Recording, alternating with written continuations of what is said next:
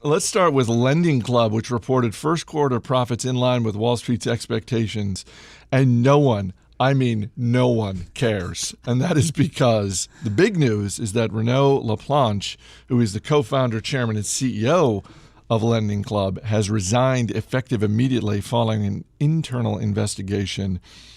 Jason, apparently something involving the sale of loans that violated the company's business practices. So this was not a personal indiscretion. This appears to be very much a business indiscretion. And he's out the door, and the stock is plunging. The stock down 25%, and this is very different from what we saw with Priceline, because with Priceline, Darren Houston left effective immediately.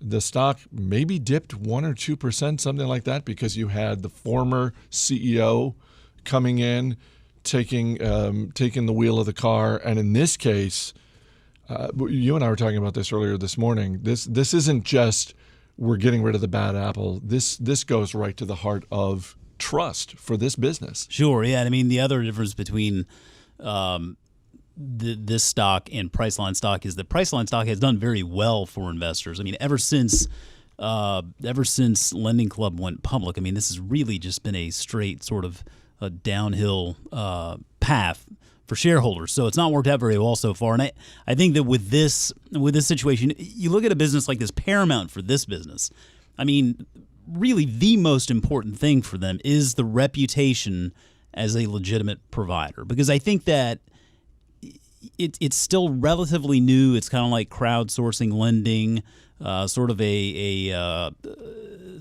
just a sort of a startup sort of loan crowdsourcing thing. And I mean, if you're not seen as being a reputable provider, then I mean, I don't know why anybody would even bother using your platform, right?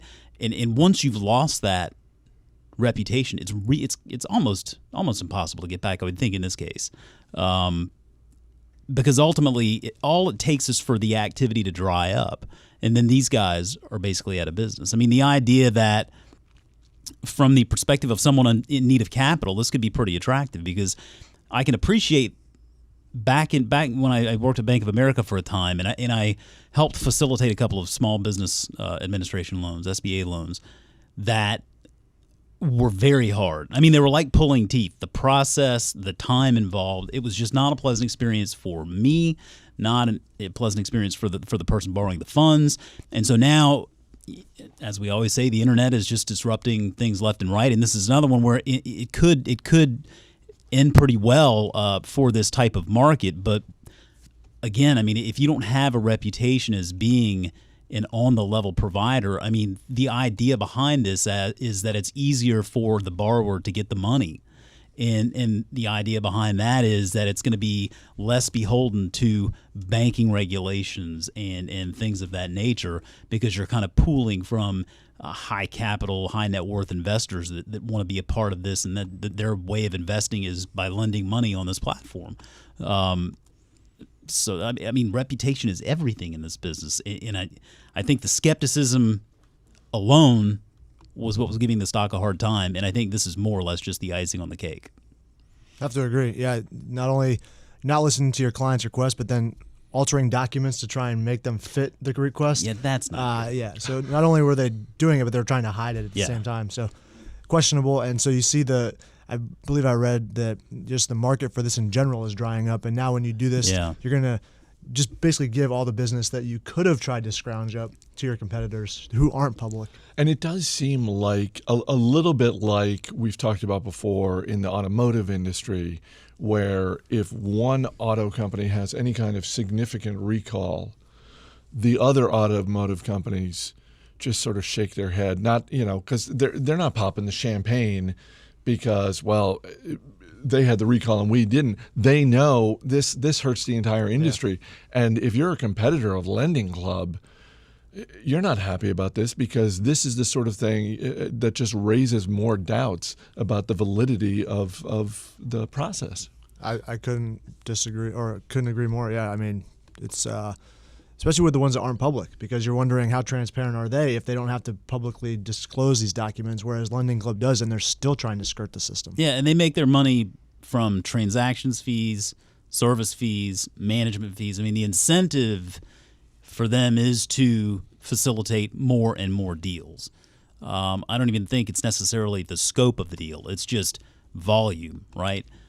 And at some point, that volume starts to dry up, and then you have to wonder from a business perspective, what other direction could this company go to make money? Because on the surface, you look at a business like this and you think, wow, it's capital light. That's probably going to be great margins there. I mean, you got to think it's a pretty attractive looking market opportunity there. There's potential for some pretty awesome network effects there.